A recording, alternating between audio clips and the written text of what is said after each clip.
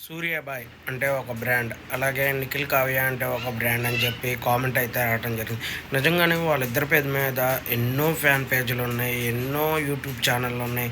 వాళ్ళందరూ వాళ్ళ పేరు మీద చాలా అంటే చాలా మీమ్స్ ఉన్నాయి.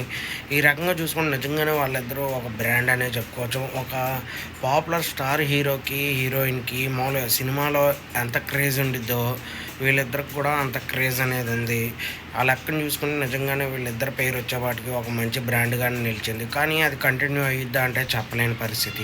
ఎందుకంటే చాలా రకాలుగా అది కొలాప్స్ అయిపోయింది ఆల్రెడీ. ఇంకా అవుతుంది, అవుతూనే ఉంటుంది. అయితే నిజంగానే కానీ అనేది ఒక బ్రాండ్. అది అందరికీ తెలిసిన విషయమే.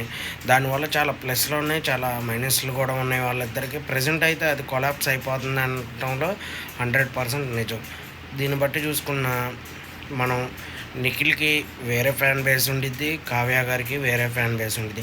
లెక్కయితే నేను కావ్య గారి గురించి మాట్లాడకూడదు అనుకున్నా. ఎందుకంటే చాలామంది వద్దన్నారు. అందుకే నేను ఓన్లీ నిఖిల్ గురించే, యష్మి గురించే మాట్లాడదాం అనుకున్నా. కానీ టాపిక్ కామెంట్లు ఎక్కువ వచ్చినాయి కాబట్టి, ఆ కామెంట్‌కి రెస్పాండ్ అవ్వాలి కాబట్టి, నిజంగానే కావ్య అంటే ఒక బ్రాండ్. అదే కానీ అంటే ఒక బ్రాండ్. ఇది అందరూ ఒప్పుకోవాలి, ఒప్పుకొని తీరాల్సిందే.